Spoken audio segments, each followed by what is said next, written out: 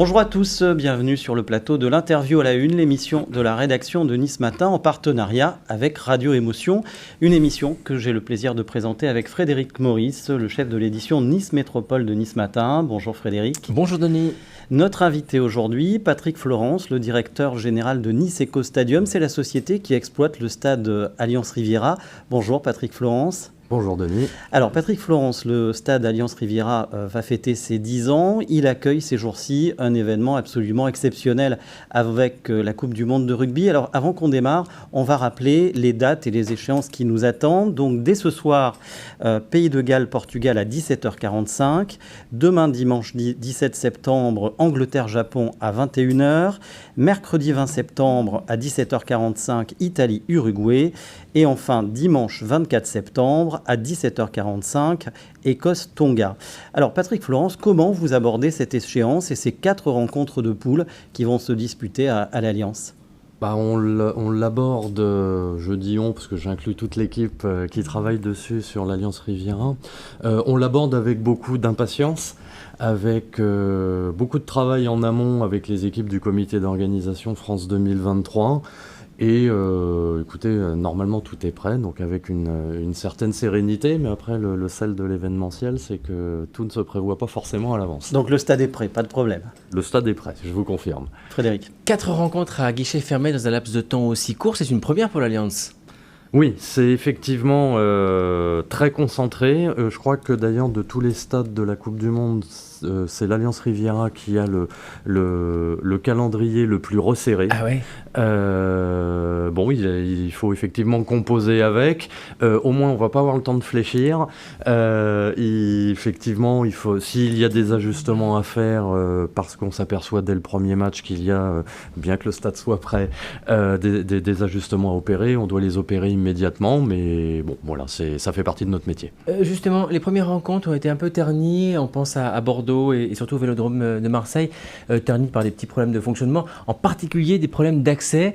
Est-ce que ça, c'est des choses que vous avez intégrées pour garantir que l'accès sera fluide ce soir et pour les 4 rencontres à l'Alliance ? Oui, enfin, ça a été intégré par l'ensemble des acteurs, c'est-à-dire les pouvoirs publics, les forces de sécurité intérieure, l'organisateur, la ville de Nice. Donc on a eu effectivement quelques sessions de travail cette semaine pour rebalayer en fait le dispositif. Il y a quand même une configuration différente à l'Alliance Riviera par rapport à l'Orange Vélodrome. On n'est pas en centre-ville, ou on n'est pas dans un environnement urbain similaire.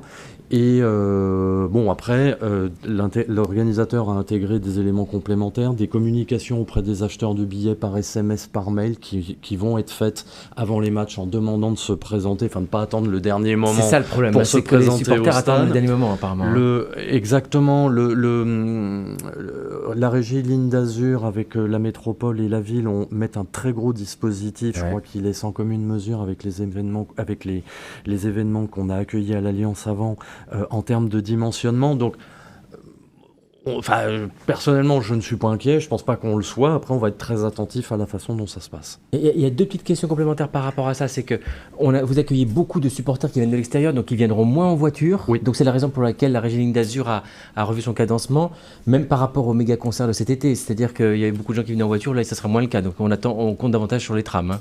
Alors on compte davantage sur les trams. Après il y a également une part du public, notamment pour le match de ce soir et le match de demain, une part du public non négligeable qui viennent avec des tour opérateurs, donc qui ont des déplacements en autocar qui sont programmés et qui vont de ville en ville. Et pour vous donner un chiffre, sur Angleterre-Japon, demain, ce sont je crois 157 autocars qui viennent sur le stade, donc d'à peu près 50 personnes.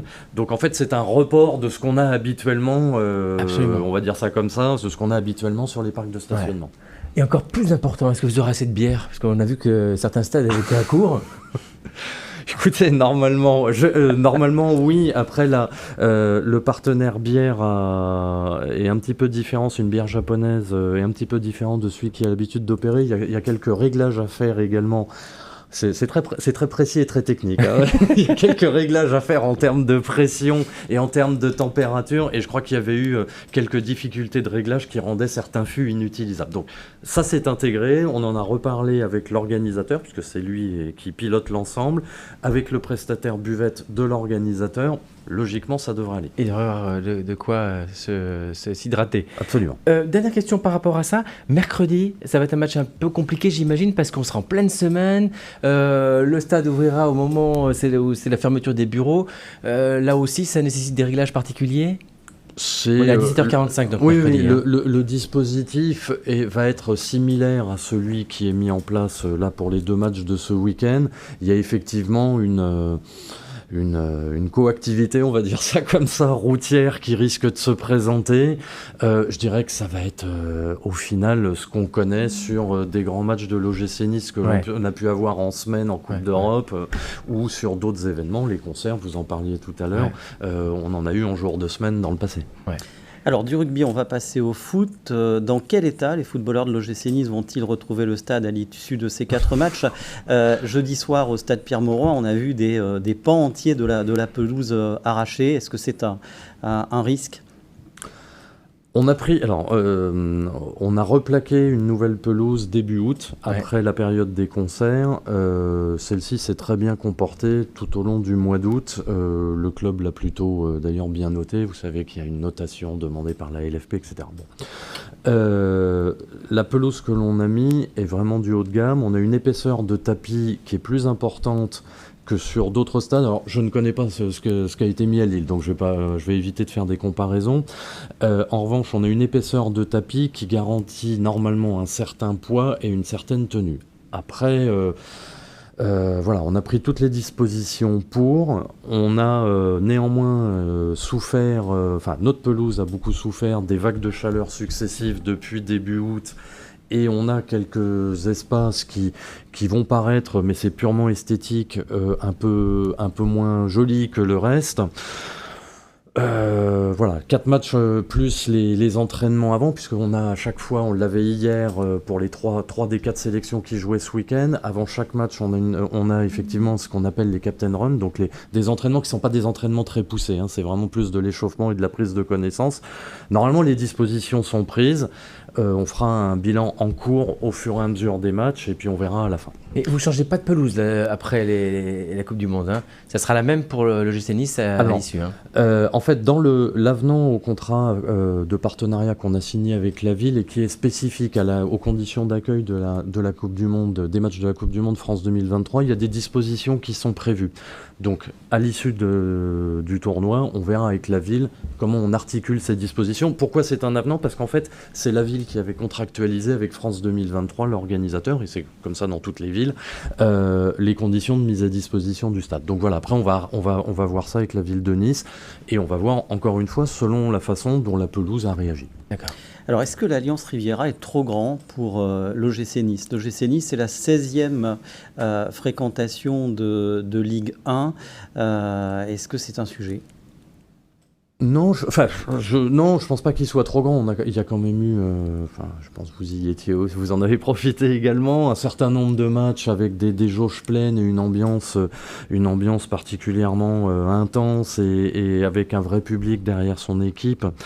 Tous les clubs ont des hauts, des bas. Alors, par rapport à leur moyenne, moi je suis arrivé à l'Alliance Riviera fin 2016 en pleine saison pendant la période pendant laquelle le club était leader de Ligue 1, et je me souviens que la moyenne de spectateurs était très élevée. Donc, à partir du moment où les résultats sportifs, l'engouement viennent, le public vient. Il y a peut-être eu, je ne me permettrai pas de juger, mais des saisons un petit peu moins attractives que celle à laquelle je fais référence, mais logiquement, ça devrait, voilà, le public doit suivre. Le 8 septembre 2022, l'Alliance a accueilli une rencontre de football entre le GC Nice et le FC Cologne, qui restera dans les mémoires parce qu'il a été associé à des images de violence. Quelles mesures avez-vous prises à la suite de ces incidents ? Alors, je rappelle, ce sujet, on a fait un communiqué après le match. Je rappelle que le stade Alliance Riviera est parfaitement conforme à la réglementation, parfaitement conforme au référentiel LFP, au référentiel UEFA, j'en veux pour preuve les matchs que l'on accueille, et répond complètement au cahier des charges qui avait été édicté par la ville de Nice sous la référence justement de l'UEFA pour l'Euro 2016. Derrière, en fait, cette enceinte, je rappelle, elle a un aspect multifonctionnel. On a eu des concerts, on a du rugby, etc. Donc, on doit avoir des aménagements.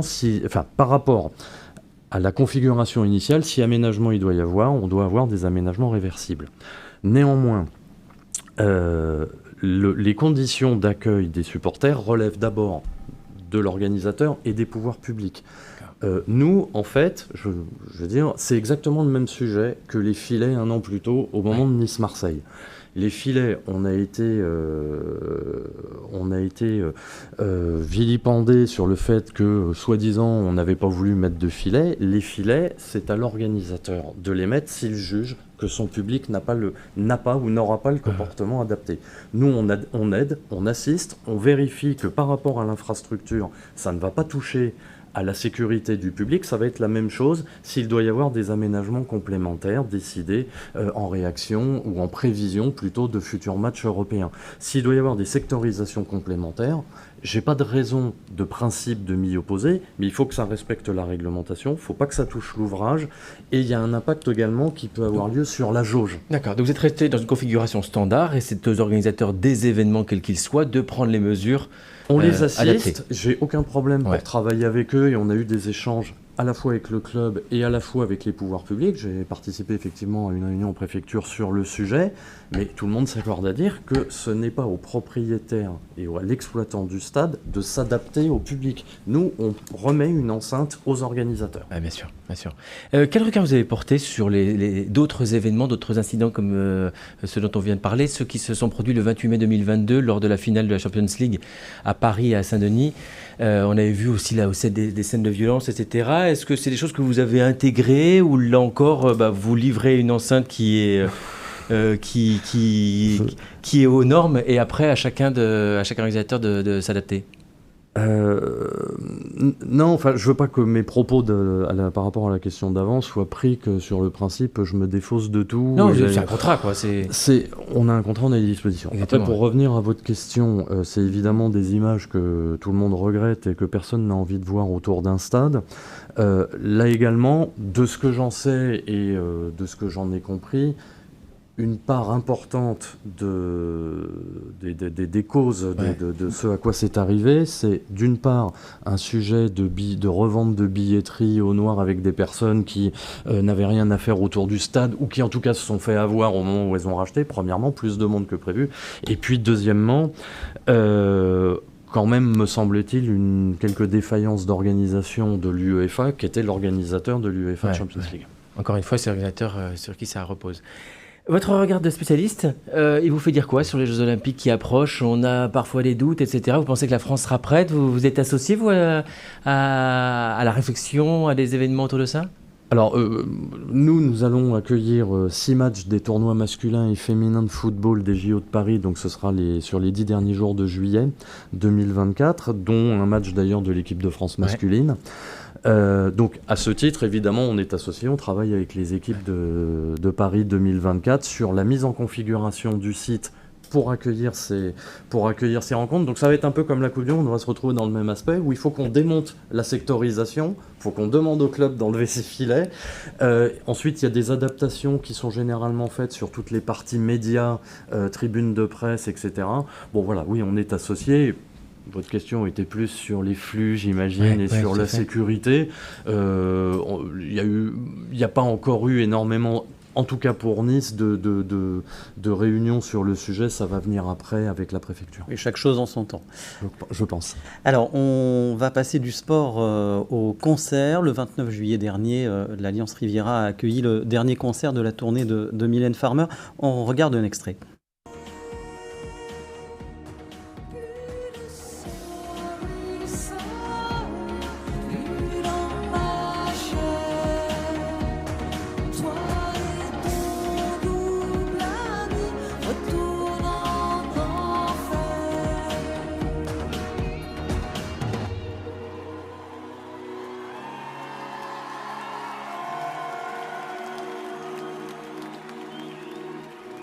Alors Patrick Florence, quel bilan vous tirez des 3 méga-concerts que vous avez accueillis cet été? Un très bon bilan. En fait, on est, toute l'équipe, nous sommes ravis et on a une certaine fierté, en toute humilité, de la façon dont on a su les accueillir, dont les concerts se sont passés. Je crois que tous les retours que nous avons eus, ou la très grande majorité des retours que nous avons eus, ont été très bons. Sur la qualité des spectacles déjà, des artistes, je crois qu'au niveau de l'organisation générale et dans la collaboration avec la ville, avec les pouvoirs publics, là aussi les choses se sont plutôt très bien passées. On n'a pas eu de sujet d'accessibilité tel qu'on pouvait l'évoquer avant. Alors il y a eu quelques critiques lors des concerts de The Weeknd sur la qualité du son. Est-ce que c'est vous qui en êtes responsable? Non, c'est les producteurs viennent avec leur dispositif de tournée qui font, comme son nom l'indique, le tour de l'intégralité des endroits où ils passent. Donc ce sont eux qui viennent. Vous savez, que ce soit pour The Weeknd ou pour Mylène Farmer, on accueillait à peu près, c'est une vraie logistique, hein, on accueillait entre 90 et 100 semi-remorques qui sont venus décharger du matériel, environ 1 millier de manutentionnaires qui montaient les installations scéniques, incluant le son, et puis derrière repartir. Donc non, c'est effectivement là aussi le producteur. Et économiquement, c'est un enjeu important pour le stade, les concerts?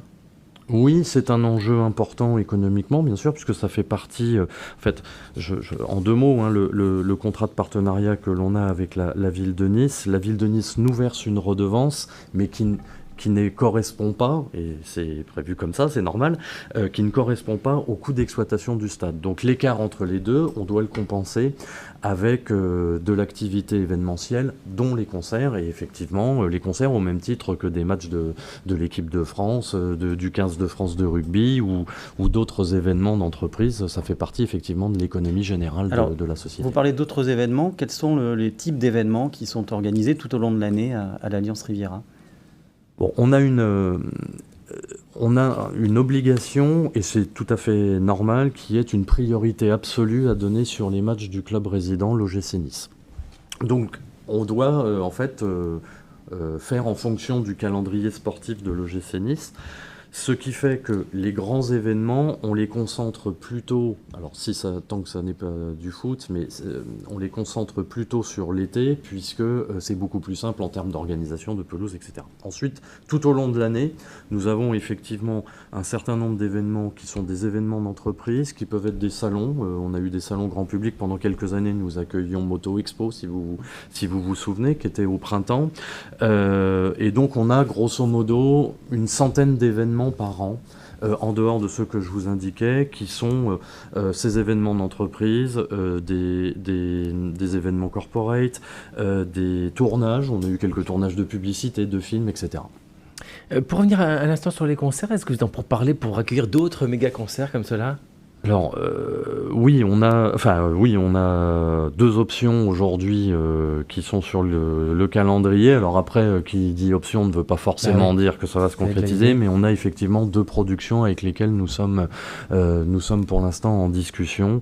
Bon, après, je ne sais même pas si aujourd'hui ils sont en train de positionner leur calendrier. Les tournées des artistes concernés ne sont pas non plus clairement établies. C'est pas Nice ou pas Nice. Ouais. C'est déjà, est-ce que la tournée va se faire et comment ils imbriquent Nice dans celle-ci.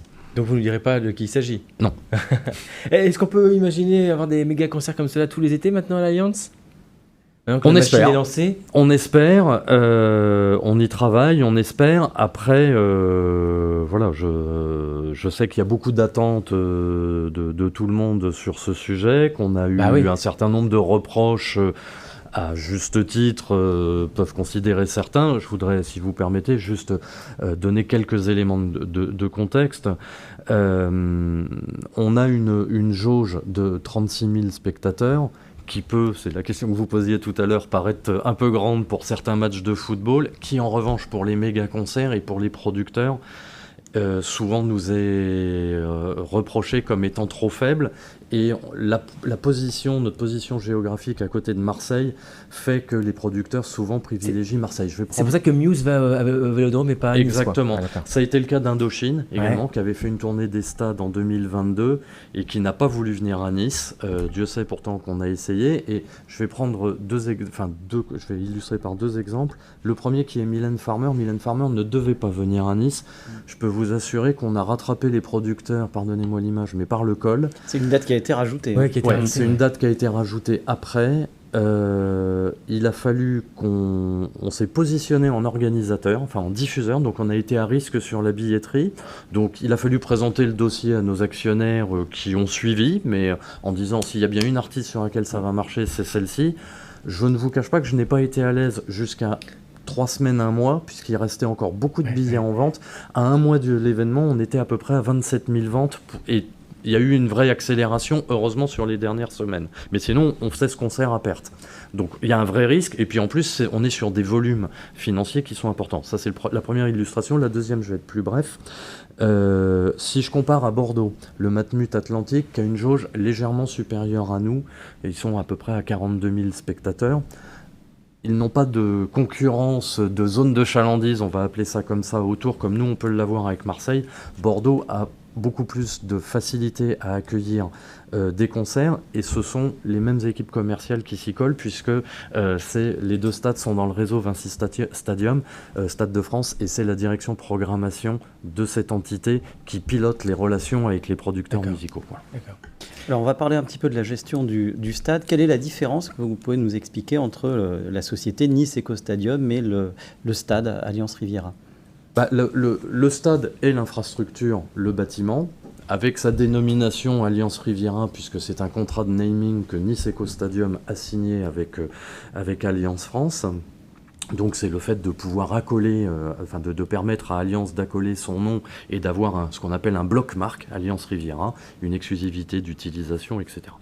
La société Nice Eco Stadium est la société d'exploitation. Donc c'est cette société qui a contractualisé avec la ville de Nice ce contrat de partenariat public-privé en 2011.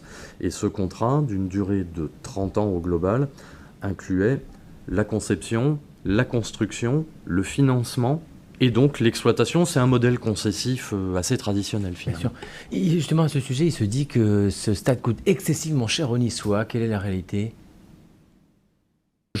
Il y a un équilibre économique qui a été déterminé à la base avec la ville. En tout état de cause, ce que je peux vous dire, tout à l'heure je vous indiquais que entre le coût d'exploitation du stade et ce que verse la ville au titre de la redevance, il y a un écart qu'on comble par les recettes commerciales. Quand les recettes commerciales ne sont pas au rendez-vous, et il y a eu quelques exercices où c'est arrivé, c'est Nice Eco Stadium qui en assume les conséquences directes. On ne va pas voir la ville en leur disant toc toc toc, il faudrait nous rallonger. D'ailleurs, d'une part, on n'a pas à le faire et de toute façon, ils auraient bien raison de le refuser. Absolument, oui, tout à fait. Qu'est-ce que vous pensez de votre nouvel environnement, l'arrivée d'IKEA, l'installation de logements, de nouveaux commerces aussi ? C'est comment dirais-je, c'est assez enthousiasmant d'avoir été quasiment le premier. En tout cas, la pierre angulaire de ce nouveau ou de cette reconfiguration du quartier. Voilà, donc ça apporte effectivement de la vie. Moi, effectivement, quand je suis arrivé au début, c'était un peu tout seul au milieu du désert. Nice Valley venait d'ouvrir et avait assez peu d'enseignes encore ouvertes. Aujourd'hui, il y a une vie de quartier qui a commencé qui s'est installée. Le fait d'avoir eu les 280 logements à côté ont vraiment amené une vie continue, parce qu'il y avait un côté aussi, le soir, il n'y a plus personne, cric-crac jusqu'au lendemain matin. Aujourd'hui, on a vraiment maintenant une activité du monde toute la journée dans le quartier. Quand il arrive des incidents, des fois sur une enceinte sportive, on dit que la proximité de logement n'est pas appropriée. Est-ce que ça, c'est quelque chose qui vous chagrine un peu ou ça se passe bien Jusqu'à présent, à ma connaissance, j'ai pas eu connaissance de quelques réflexions de qui que ce soit en termes de voisinage sur des nuisances du stade ou des extérieurs du stade. Et est-ce que vous attendez encore quelque chose dans l'aménagement autour du stade ? Est-ce qu'on est au complet là ou vous avez encore des attentes ? Là, il faudrait demander à l'aménageur, donc même en termes de parking, par exemple, en termes de Il est clair qu'en termes d'accessibilité, transport en commun, je crois qu'il y a absolument... c'est très bien, aujourd'hui on est desservi par le tram, etc. Le confort sur la partie venue en véhicule particulier, peut-être pourrait être vu. Voilà, amélioré quoi. D'accord. Alors on a évoqué le 10e anniversaire de l'Alliance Riviera. Qu'est-ce que vous avez prévu pour cet anniversaire ? Alors pour cet anniversaire, en partenariat, en collaboration complète avec l'OGC Nice, en fait, on va célébrer sur le match Nice-Brest, donc le 1er octobre, ce sera 10 ans plus 9 jours après l'inauguration du stade. Donc il va y avoir un geste protocolaire avec la ville de Nice, avec l'OGC Nice, enfin avec les parties prenantes présentes à l'époque. On n'a pas encore confirmation de la présence de l'architecte Jean-Michel Villemotte ou pas, mais voilà. Et puis avec le club, il y a eu cette mise en vente de milliers de places à 10 € pour marquer effectivement ce point, et on espère en effet que le public sera au rendez-vous.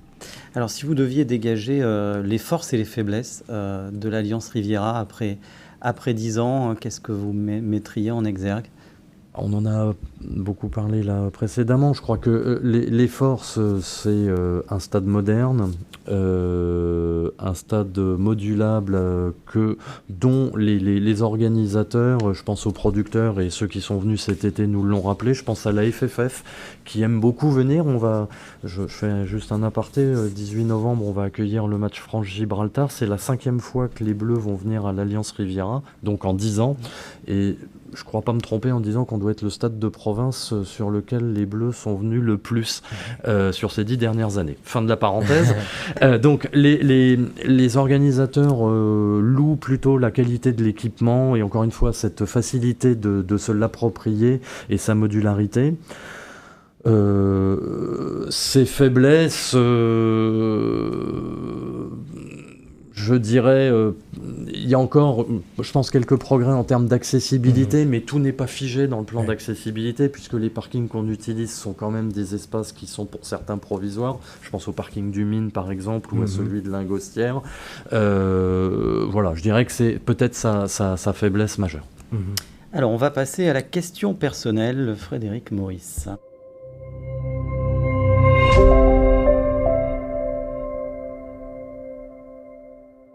Êtes-vous déçu par les résultats de l'OGC Nice ? Alors, le début de saison est encourageant.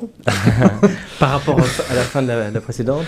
Oui, non, le début de saison est encourageant.